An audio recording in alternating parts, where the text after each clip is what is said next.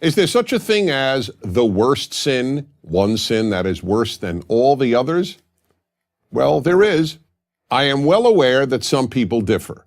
They maintain that we can't declare any sin worse than any other. To God, a sin is how it's often expressed. In this view, a person who steals a stapler from the office is committing as grievous a sin in God's eyes as a murderer. But most people intuitively, as well as biblically, understand that some sins are clearly worse than others. We are confident that God has at least as much common sense as we do. The God of Judaism and Christianity does not equate stealing an office item with murder. So then, what is the worst sin? The worst sin is committing evil in God's name. How do we know? From the third commandment of the Ten Commandments. This is the only one of the Ten Commandments that states that God will not forgive a person who violates the commandment. What does the commandment say? It is most commonly translated as, "Do not take the name of the Lord thy God in vain, for the Lord will not hold guiltless," meaning will not forgive, "whoever takes his name in vain." Most people understandably think that the commandment forbids saying God's name for no good reason. So something like, "God, did I have a rough day at work today," violates the third commandment. But that interpretation presents a real problem. It would mean that whereas God could forgive the violation of any of the other commandments, dishonoring one's parents, stealing, adultery, or even committing murder, he would never forgive someone who said, "God, did I have a rough day at work today?" Let's be honest. That would render God and the Ten Commandments morally incomprehensible. Well, as it happens, the commandment is not the problem. The problem is the translation. The Hebrew original does not say, "do not take." It says, "do not carry."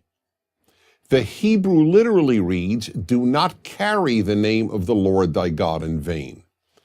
One of the most widely used new translations of the Bible, the New International Version, or NIV, uses the word misuse rather than the word take. "You shall not misuse the name of the Lord your God." This is much closer to the original's intent. What does it mean to carry or to misuse God's name? It means committing evil in God's name, and that God will not forgive. Why not? When an irreligious person commits evil, it doesn't bring God and religion into disrepute. But when religious people commit evil, especially in God's name, they are not only committing evil, they are doing terrible damage to the name of God. In our time, there is an example of this. The evils committed by Islamists who torture, bomb, cut throats, and mass murder, all in the name of God, do terrible damage to the name of God. It is not coincidental that what is called the new atheism, the immense eruption of atheist activism, followed the 9/11 attacks on America by Islamist terrorists. In fact, the most frequent argument against God and religion concerns evil committed in God's name, whether it is done in the name of Allah today or was done in the past in the name of Christ. People who murder in the name of God not only kill their victims, they kill God too. That's why the greatest sin is religious evil. That's what the third commandment is there to teach. Don't carry God's name in vain. If you do, God won't forgive you. I'm Dennis Prager.